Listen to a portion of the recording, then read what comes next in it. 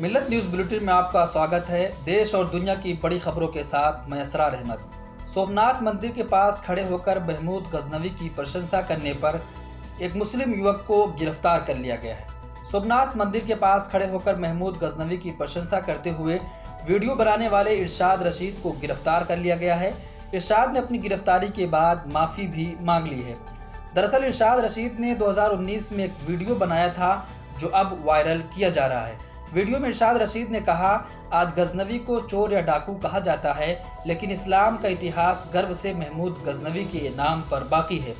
इरशाद ने यह वीडियो गुजरात के ऐतिहासिक सोमनाथ मंदिर से 1.5 किलोमीटर दूर खड़े होकर बनाया था। वीडियो को देखते हुए सोमनाथ ट्रस्ट के प्रबंधक विजय सिंह चौरा ने पुलिस में शिकायत दर्ज कराई थी। इस शिकायत के आधार पर पुलिस ने इरशाद को पानीपत से गिरफ्तार किया है। पुलिस ने अभी तक मामले की आधिकारिक पुष्टि नहीं की है।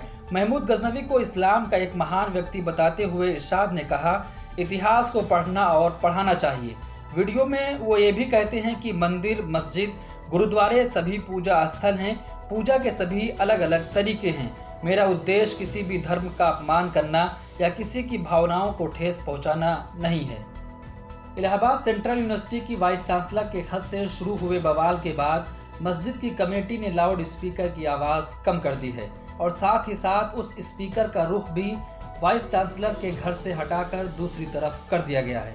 लेकिन वाइस चांसलर के इस बयान पर सवाल उठ रहे हैं कि आखिर अजान की आवाज़ से ही नींद में खलल क्यों पड़ती है। भजन, कीर्ति, आरती, कथा के दौरान होले माले शोर गुल से उन्हें परेशानी क्यों नहीं होती, उनकी नींद में खलल क्यों नहीं वाक़ई होता।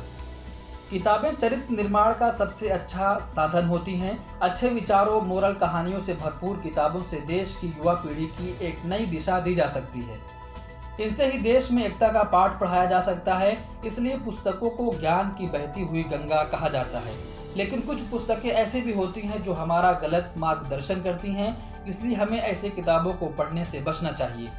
जयपुर में मुस्लिम पाठशाला संस्थान के अध्यक्ष यूनुस चौबदार ने जयपुर के थाना अधिकारी को एक पत्र लिखा है, जिसमें उन्होंने जयपुर द्वारा प्रकाशित प्रिंटेड संजीव पासबुक कक्षा 12 की राजनीतिक विषय की पुस्तक के पेज नंबर 395 से लेकर 408 तक प्रिंटेड भागों में आतंकवाद को इस्लाम धर्म से जोड़ने का गलत तरीका बताया गया है।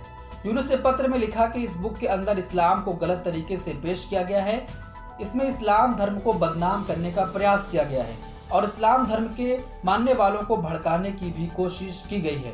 उन्होंने कहा कि इसमें सांप्रदायिक दंगा भड़काने और विशेष रूप से मुस्लिम समाज की भावना को भड़काने का प्रयास किया गया है। मेघालय के राज्यपाल सत्यपाल मलिक ने किसान आंदोलन को लेकर मोदी सरकार पर जमकर हमला बोला है। सत्यपाल मलिक ने किसानों की मौत पर दुख भी जताया और भाजपा पर सवाल उठाया है। कहा, अगर कोई कुतिया मर जाती है तो हमारे नेता शोक का संदेश देते हैं, लेकिन 250 किसानों की मौत हो गई, किसी ने भी एक शब्द नहीं कहा। उन्होंने ये भी कहा कि मेरी आत्मा के लिए ये चीज़ें दर्दनाक हैं। क्या भारत और पाकिस्तान के बीच फिर से दोस्ती होनी शुरू हो गई है? क्या दोनों देश एक दूसरे के संपर्क में आ रहे हैं और रिश्ते सुधारने की दिशा में काम कर रहे हैं? ये सवाल इसलिए उठ रहे हैं कि कई साल की तनातनी और एक दूसरे से बात नहीं करने के बीच भारत और पाकिस्तान एक दूसरे के नज़दीक आते दिख रहे हैं और उनके बीच दुश्मनी भी कम होती जा रही है, क्योंकि पाकिस्तान से घुड़सवारों की एक टीम भारत आई हुई है, जिसने टेंट पेंगिंग इवेंट में हिस्सा भी लिया है। ये चीज़ें तो सामान्य दिखने वाली हैं, लेकिन ये घटना बहुत ही महत्वपूर्ण इसलिए है कि इस प्रोग्राम का आयोजन भारतीय सेना ने किया है और इसमें हिस्सा लेने वाले घुड़सवार पाकिस्तानी सेना के हैं।